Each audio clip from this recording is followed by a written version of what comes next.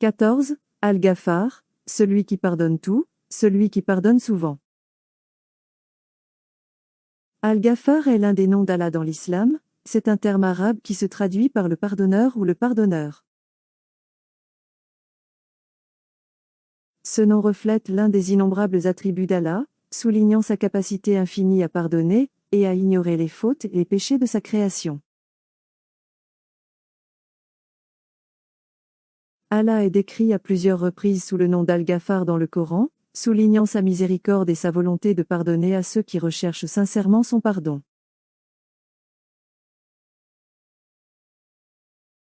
C'est un rappel aux croyants de se tourner vers Allah avec repentance et de demander son pardon pour leurs transgressions.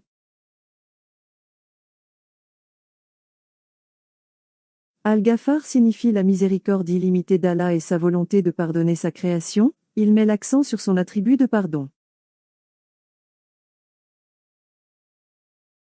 Et de négligence des péchés, donnant de l'espoir aux croyants qui auraient pu transgresser. Le pardon d'Allah n'est pas limité par l'ampleur ou la fréquence de nos méfaits.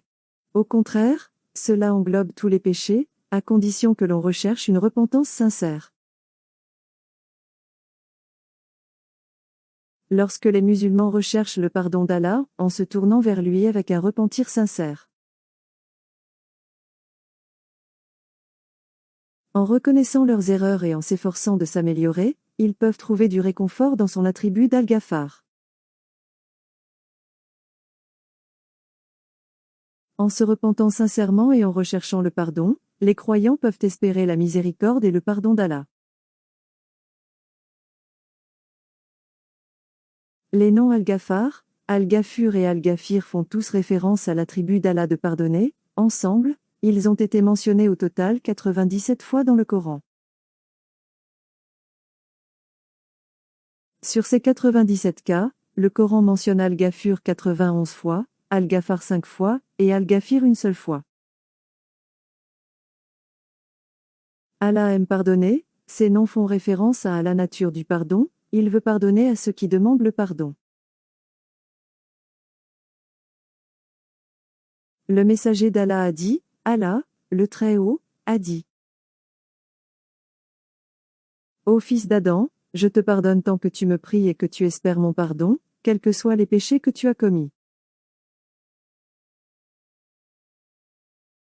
Ô fils d'Adam, je m'en fiche si tes péchés atteignent la hauteur du ciel, alors tu demandes mon pardon, je te pardonnerai.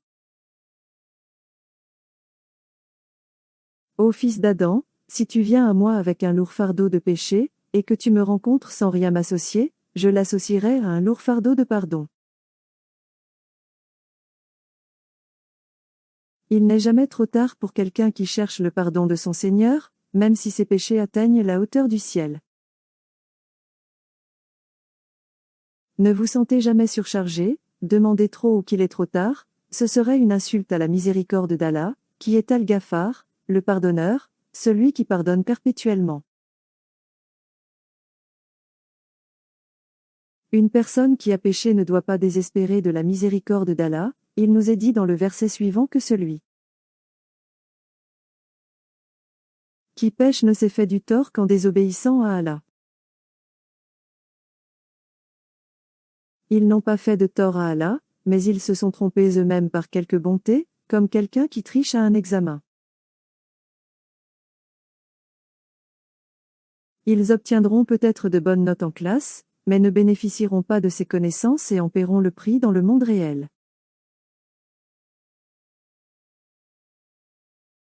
Dis, ô mes serviteurs qui avez transgressé contre vous-mêmes, en péchant, ne désespérez pas de la miséricorde d'Allah. En effet, Allah pardonne tous les péchés. En effet, c'est lui qui est le pardonneur, le miséricordieux. Coran 39, 53, et il dit, demandez pardon à votre Seigneur.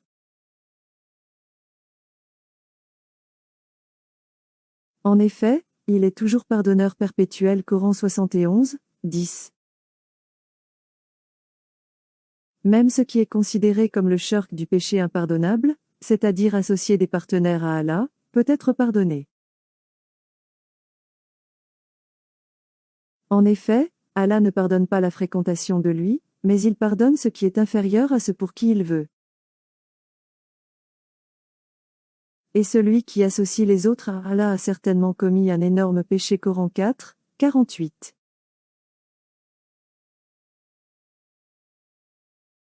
En effet, Allah ne pardonne pas la fréquentation de lui, mais il pardonne ce qui est inférieur à ce pour qui il veut. Et celui qui associe les autres à Allah s'est certainement égaré. Coran 4, 116. En effet, Allah pardonne tous les péchés.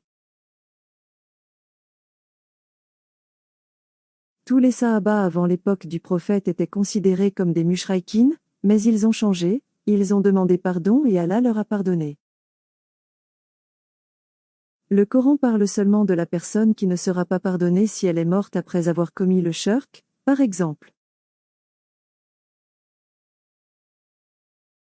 Le père du prophète Ibrahim, mort païen, et a choisi de rejeter ou de nier l'islam.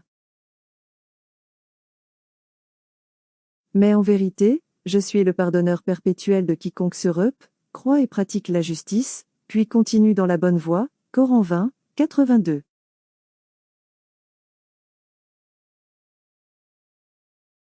Seigneur des cieux et de la terre et de tout ce qui se trouve entre eux, l'exalté en puissance, le pardonneur perpétuel.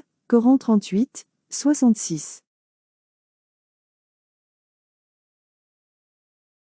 Il a créé les cieux et la terre en vérité, il enveloppe la nuit sur le jour et enveloppe le jour sur la nuit et a assujetti le soleil et la lune, chacun suivant sa course, pendant un terme déterminé. Incontestablement, il est le puissant, le pardonneur perpétuel. Coran 39, 5. Vous m'invitez à ne pas croire en Allah et à lui associer ce dont je n'ai aucune connaissance, et je vous invite au puissant, au pardonneur perpétuel. Coran 40, 42.